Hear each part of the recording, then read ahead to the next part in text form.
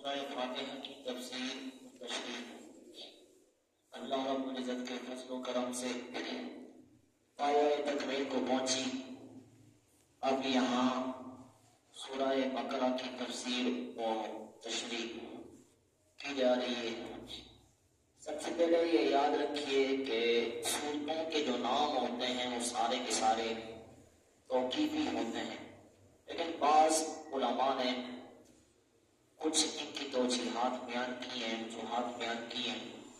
یہ سورہ بقرہ کا ابتدائی حصہ، اس کی وجہ سے اس کا نام رکھا گیا سورہ بقرہ. بقرہ تو یہ عربی کے اندر گائے کو کہتے ہیں. اس سورت کے اندر لمبا چوڑا واقعہ بیان ہوا گائے کا، اس وجہ سے اس کا نام بھی بقرہ تو سورہ بقرہ کہا جانے لگا اور رکھا گیا. دوسری بات یہ بات یاد رکھیے کہ یہ سورت مدنی سورت ہے، یعنی کہ وہ صورتیں جو حضور علیہ الصلوۃ والسلام پر ہجرت نبویہ کے بعد نازل ہوئی ان کو مدنی صورتیں کہا جاتا ہے، اور جو صورتیں حضور علیہ الصلوۃ والسلام پر ہجرت نبویہ سے پہلے نازل ہوئی ان کو مکی صورتیں کہا جاتا ہے. یہ صورت حضور علیہ الصلوۃ والسلام پر ہجرت نبویہ کے بعد نازل ہوئی، اس وجہ سے اس کو مدنی صورت کہتے ہیں. دوسرا، اس کے اندر 286 آیات، 40 رکوع، 6121 کلمات یعنی کہ الفاظ، اور 25,500 حروف ہیں. دوسری بات یہ یاد رکھیے کہ سورہ بقرہ یعنی کہ قرآن کا کوئی بھی جز ہے اس کا ماقبل کے ساتھ، پہلے حصے کے ساتھ کچھ نہ کچھ تعلق، کچھ نہ کچھ جوڑ ہوتا ہے. تو یہاں پر بھی سورہ بقرہ کا پہلی سورت کے ساتھ کیا ہے؟ جوڑ اور تعلق ہے.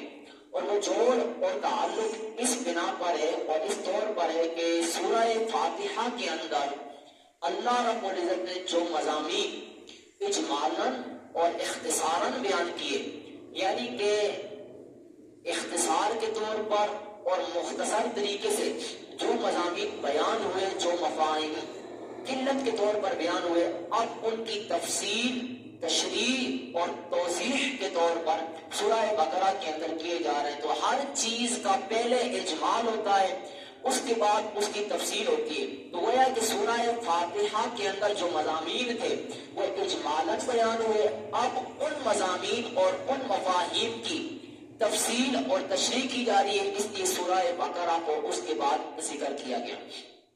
پھر سورہ بقرہ کی جو فضیلت احادیث نبویہ سے ثابت، وہ بھی کیا ہے؟ بہت زیادہ. ان میں سے کچھ جو احادیث نبویہ سے ثابت ہے وہ میں آپ کے سامنے پیش کر رہا ہوں. امام مسلم نے ایک روایت نقل کی، وہ فرماتے ہیں کہ حضور علیہ الصلوۃ والسلام نے ارشاد فرمایا، لا تجعلوا بیوتکم مقابر ان الشیطان یفر من البیت الذی تقرأ فیہ سورۃ البقرہ. فرمایا کہ اپنے گھروں کو قبرستان مت بناؤ، قبریں نہ بناؤ. کیوں؟ کیسے نہ بناؤ؟ فرمایا حضور علیہ الصلوۃ والسلام نے کہ تم اپنے گھروں کے اندر سورہ بقرہ کی قرات کیا کرو، تلاوت کیا کرو، کیونکہ جس گھر کے اندر سورہ بقرہ کی قرات ہو جائے اس گھر سے شیطان بھاگ جاتا ہے. ایسی دوسری روایت مسلم کے اندر ہی موجود، حضور علیہ الصلوۃ والسلام نے فرمایا، لکل شیء صنام وصنام القرآن سورۃ البقرہ. ہر چیز کا کوئی نہ کوئی عمدہ مقام ہوتا ہے، کوئی نہ کوئی اس کی اونچائی اور بلندی ہوتی ہے. فرمایا کہ قرآن کی جو اونچائی اور بلندی ہے وہ کیا ہے؟ سورہ بقرہ. تیسری روایت حضور علیہ الصلوۃ والسلام نے فرمایا، تعلموا سورۃ البقرہ فإن أخذها برکۃ وترکها حسرۃ ولا يستطيع البطل. فرمایا کہ سورہ بقرہ کی ایک دوسرے کو تعلیم دیا کرو، کیونکہ اس کا حاصل کرنا، اس کا سیکھنا، اس کو یاد کرنا یہ برکت ہے، اور اس کو ترک کر دینا، اس کو چھوڑ دینا، اس کو بھلا دینا یہ حسرت اور ندامت ہے. اور جس گھر کے اندر سورہ بقرہ کی قرات اور تلاوت ہو جائے اس گھر کے اندر کبھی جادو اور جنات نہیں آتے. تو اب یہ اس کی کیا ہے؟ فضیلت کے طور پر بیان ہوئی چند روایات. دوسری یہ بات یاد رکھیے کہ سورہ فاتحہ کا جو ابتدائی حصہ تھا وہ تھا الحمدللہ رب العالمین. اب اس کو ذکر کر رہے ہیں الف لام میم سے. اس کی وجہ میں بیان کرتا ہوں، لیکن یہ یاد رکھیے کہ ہر آیت کا شان نزول ہوتا ہے، سبب نزول ہوتا ہے کہ وہ کیوں نازل ہوئی، اس کی نازل ہونے کی وجہ کیا ہے.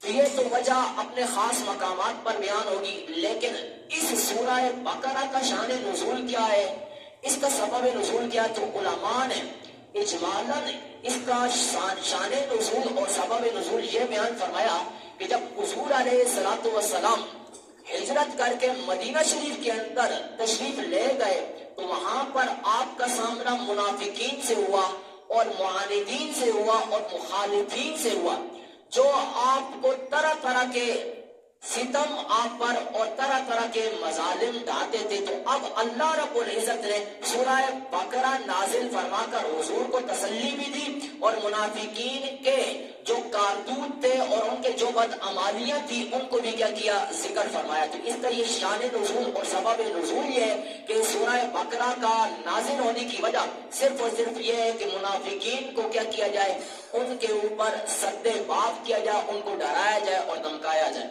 تو اب الف لام میم اس کو جو نازل کیا، اس کو جو سورت کی ابتدا کے اندر ذکر کرنے کی کیا وجہ، تو یہ وجہ ہے کہ یہ یاد رکھیے کہ سورہ فاتحہ کا جو ابتدائی حصہ وہ ہے الحمدللہ رب العالمین. اور یہ الحمدللہ رب العالمین اتنا مختصر اتنا آسان جملہ ہے کہ بس سننے سے ہی بندے کو پتہ چل سکتا ہے کہ اس کا کیا معنی. اب اگر الف لام میم یہاں پر ذکر نہ کیا جاتا، اس سورت کے ابتدا کے اندر کوئی ایسا جملہ کوئی ایسا کلمہ ذکر کر دیا جاتا تو بندے یہ سمجھتے یہ قرآن کیا ہے، بڑا آسان ہے، اس کے اندر تو کوئی مشکل ہے ہی نہیں.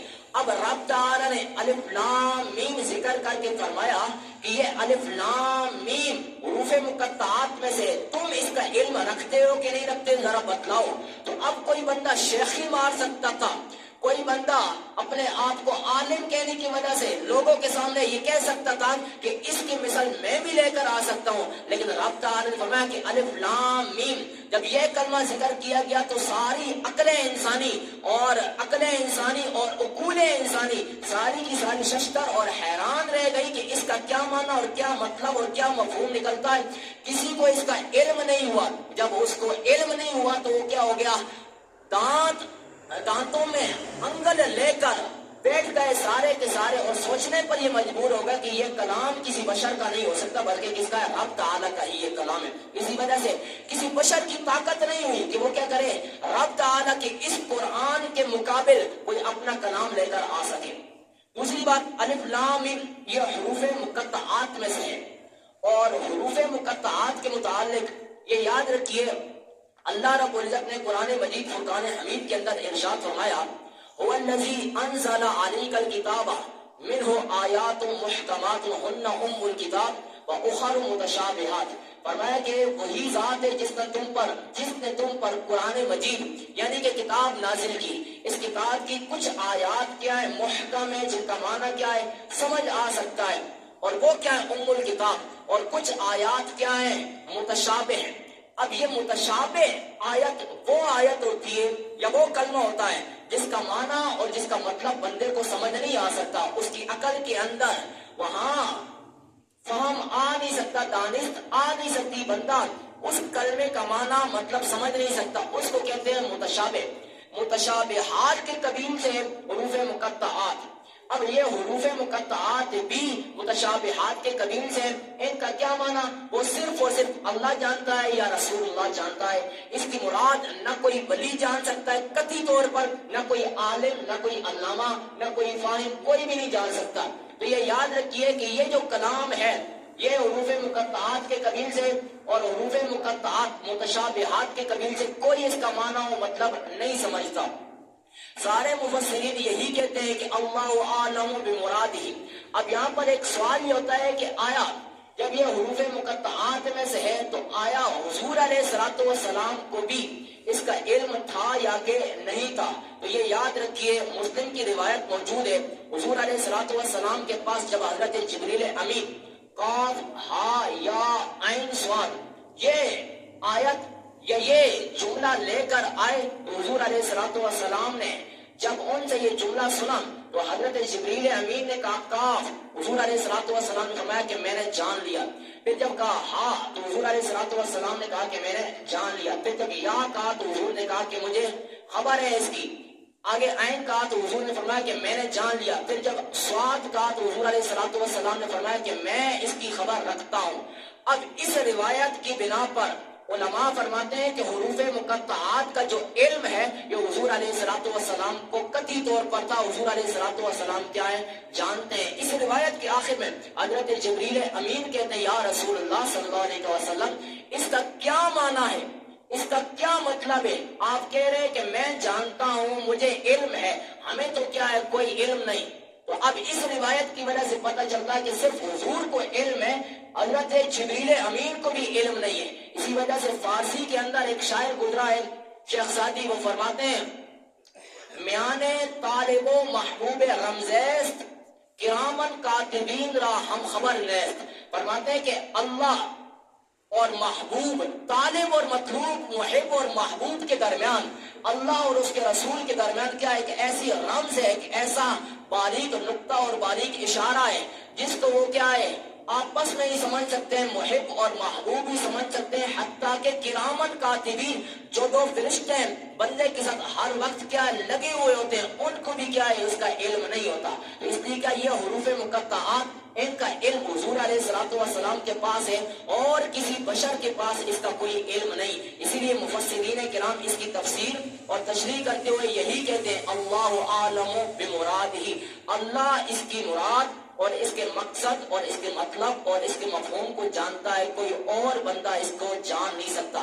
حضرت ابوبکر صدیق رضی اللہ تعالیٰ عنہ حروف مقطعات کی تشریح اور تفسیر کرتے ہوئے کہتے ہیں، وہ فرماتے ہیں لکل کتاب سر وسر اللہ تعالیٰ فی ھذا القرآن حروف التہجی. وہ فرماتے ہیں کہ ہر کتاب کا کوئی نہ کوئی راز ہوتا ہے اور اللہ تعالیٰ کا راز اس کتاب کے اندر کیا ہے حروف تہجی. ایسے ہی حضرت مولانا پاک رضی اللہ تعالیٰ عنہ وہ فرماتے ہیں کہ لکل کتاب صفت وصفت ھذا الکتاب اوائل السور. وہ فرماتے ہیں کہ ہر کتاب کا کوئی نہ کوئی عمدہ حصہ ہوتا ہے اور اس کتاب کا عمدہ حصہ اور چنیدہ حصہ وہ کیا ہے سورتوں کا ابتدائی حصہ یعنی کہ حروف مقطعات ہیں. اللہ رب العزت سے دعا ہے کہ حق تعالی ہمیں صحیح معنوں کے اندر سمجھ عطا فرمائے.